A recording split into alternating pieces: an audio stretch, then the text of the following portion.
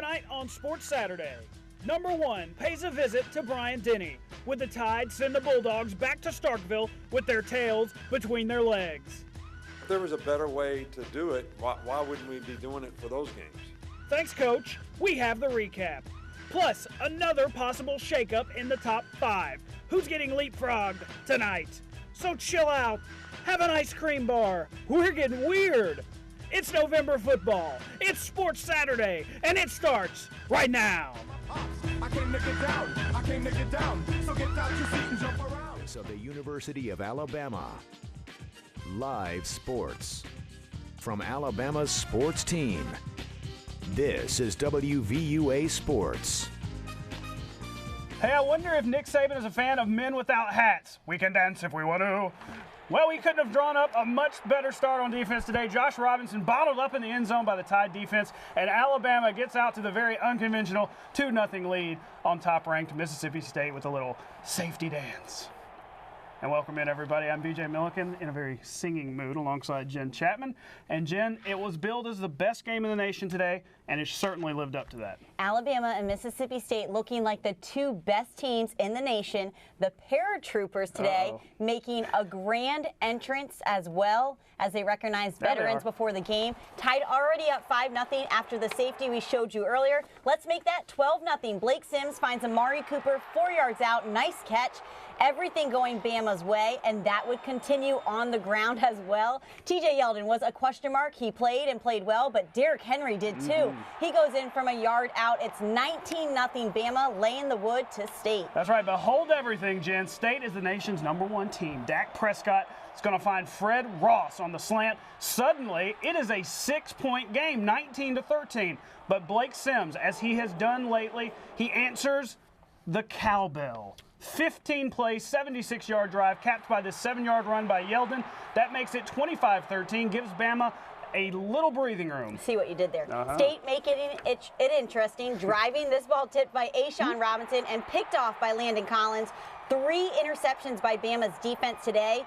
Dak did get back on the field and threw this 4-yard pass to Jamion Lewis to pull State within 5. And a final attempt at an onside kick recovered here by Alabama. Exciting play. Watch this. And yeah, the Tide would hold on for the 25-20 win over top-ranked Mississippi State. We kind of knew at halftime when you play teams like this that they're going to come out in the second half regardless of what happens. A little bit like the Auburn game, Cam Newton game here. We got ahead 24-6 or whatever it was. And, you know, they came back in the second half. That's why they're good teams. That's why they're #1. You know, but our team's showing that they have an ability to do that, and we made plays when we had to make them today. And I think that was a sign of great competitive character from our team as well. Well, I mean, you got 101,000 people. They got, like probably like 35 NFL players on their team. They got a bunch of guys, NFL guys sitting on the bench that can't get a rep, and so I would imagine that they got a great coaching staff. They got a great football team. They got a tremendous amount of talent. 101,000 people in a tough place to come play. Besides that, I don't know what else would make it tough. There you go, Dan Mullen being pretty honest. Here's some numbers. Alabama outgained in this one by almost 100 yards, but 3 big turnovers by Dak Prescott was the difference. Amari Cooper now has the 4th most receiving yards in SEC history. A big game for Nick Perry and Reggie Ragland on the defensive side of the ball. Well, continuing our coverage of Alabama's big victory over Mississippi State, Gary Harris and Rodney Orr of TiderInsider.com. Guys.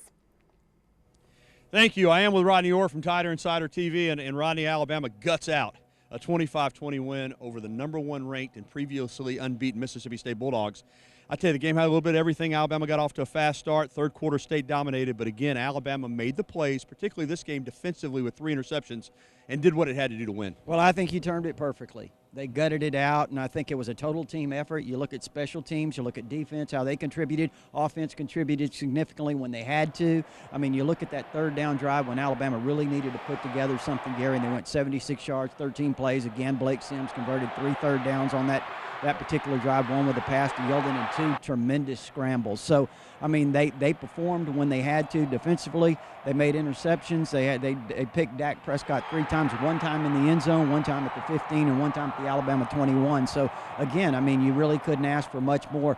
And I think the big thing about this, Gary, the key that I think a lot of people miss is it's coming off a very physical game against LSU. Rodney, T.J. Yeldon's not even close to 100%, but he gutted it out for 16 carries over 70 yards. We're getting short on time, but the running game wasn't its best, but they got some crucial first downs on the run game when they had to have them. Well, yeah, that third quarter drive we just talked about, the run game picked up. It started with a run by Derrick Henry for 9 and ended with a 7-yard touchdown run by T.J. Yeldon, and we talked about the scrambling of Blake Sims. So, again, they got the plays when they needed them. Alabama survives 25-20 over previously number 1 and unbeaten Mississippi State. The Tide, I'm guessing, is a lock for the playoff top 4 in this week's poll. For Rodney Orr, I'm Gary Harris. Back to you guys in studio.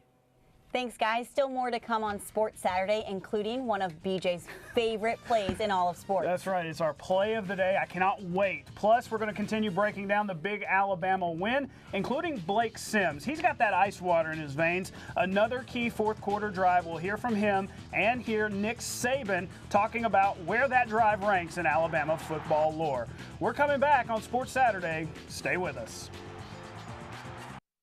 If you know me at all, you know that I love fake field goals. Check this out. Casey Scourin of Arizona. It's a fake! He's a kicker! He's running! Touchdown Wildcats! It's our play of the day. Rich Rod and the Arizona Wildcats beat Washington by a single point, 27-26. Well, hey, no fake field goals needed in the Alabama game, but Blake Sims made sure that the Tide had the upper hand in the end. That's right. Number 6 made some key plays in this one, especially on the Tide's final scoring drive of the night. Fourth quarter, the Tide put together a drive with 15 plays for 76 yards, including 2 third-down conversions that Sims converted by not his arm, but by his feet. The drive was capped off with a 7-yard run from T.J. Yeldon that would give the Tide a 2-score advantage and took off 6 minutes off the clock. Coach Saban, very impressed. It was one of the greatest drives, in Alabama history probably, to go down there and make it a 2-score game, in the fourth quarter. The offense put a great drive together. Blake made 2 critical, third down conversions in that, scramble conversions, in that drive. Yeah, some plays began to break down, and Blake ran, and he converted with his feet. Just wanted to hit the open guy. If it wasn't there, find TJ or Derrick. I can't remember who was in, and just use my feet. And just happy that we was able to convert them third downs. I feel real good. I always feel good about third downs because that's what we work the most in practice. And Coach Kiffin prepares us so great during the week that we know that we're going to convert every third down. Nick Saban is now 5-0 against number 1 ranked teams, the most of any coach in the poll era. Alabama is 7-4 all-time against a top-ranked opponent. That is not bad. So Alabama making a big step forward in the SEC West race. A win over Auburn in 2 weeks will send them to Atlanta. Absolutely, but Auburn, they have their own problems to worry about, specifically Georgia. The Dogs got Todd Gurley back in this game. Auburn was trying to bounce back from their second loss. A good start for the Tigers. Cameron Artis-Payne's going to take the handoff, go 26 yards down the sideline. Auburn up 7-zip. But those Dogs, they start barking. Here's Hudson Mason with the dart to Malcolm Mitchell. We're all tied up. We would not stay that way, Jim. Would you believe you if I told you that this would be all the points Georgia would need? Nick Chubb, 9-yard touchdown. They go up 14-7. Auburn is held to its lowest offensive output under Gus Malzahn. Bulldogs slam the Tigers. They're fired up. 34-7, your final. A crazy game in Gainesville today. Florida goes up by a touchdown in the third quarter off a Matt Jones 1-yard run. But in the fourth quarter, South Carolina would block the Gators' punt right here, coming up, and this puts themselves in great field position, and the Gamecocks would make good on it. Dylan Thompson pitches it to Mike Davis, who manages to hang on and sends this one to overtime. Gators settle for a field goal on their first drive, but the Gamecocks send Dylan Thompson in the end zone and leave Florida with a 23-20 win. There you go. Tennessee hosting Kentucky at Neyland. The Vols inching towards bowl eligibility. Josh Dobbs, the little drop off, Devon Pearson, he waltzes into the end zone. Look, he's like gonna walk. He's literally walking into the end zone, 21 yards. Big Orange doing big things. Later, Patrick Scholes intercepted. Brian Randolph takes it to the house. Vols all over Big Blue, 50-16. Here's a look at the SEC scoreboard, and Arkansas gets their first SEC win in 2 years. So Brett Bielema, 17-0 over LSU. That loss last week must have really hurt LSU. And Texas A&M fell to Missouri, 34-27. Also a surpriser there. Well, hey, we have more Sports Saturday coming up after the break, so everybody stay with us. Let's take a look at some of our local scores. There we are. South Alabama on top of Texas State as one of notable content. So, a lot of moving and shaking in the final 3 weeks of the college football season happening right now around the country. Exactly. You know, those top 4 coveted spots are more and more in demand as the season starts to wind down. Let's look at some of those games. Here come those 4th-ranked TCU Horned Frogs. They were in a fight, already down 3 to Kansas. Michael Cummings to Nigel. Whoa, Nigel King, what a catch. Gone 78-yard. Rock chalk is what they say over there in Lawrence, Kansas. But have no fear, that guy is psyched.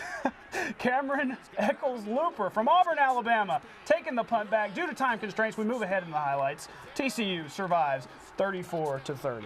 Coldest game temperature in Wisconsin since 1964, 26 degrees as 20th ranked Badgers pounded the number 16 Cornhuskers. It was all about potential Heisman candidate Melvin Gordon. Record-setting day, 408 yards, 2 more than LaDainian Tomlinson in 99. Gordon also had 4 touchdowns. So the next 2 weeks should be a lot of fun. A lot of fun, and that begins next week. Alabama welcomes Western Carolina in for homecoming. They were doing some dancing there. That was big time. Jump around. Exactly. Then we'll have a week, and then the big one. That's right, and that's Western all Carolina we actually have time right now. So we leave you with a time lapse of today's action from ESPN as they broke down and set up. Check that out. Good night.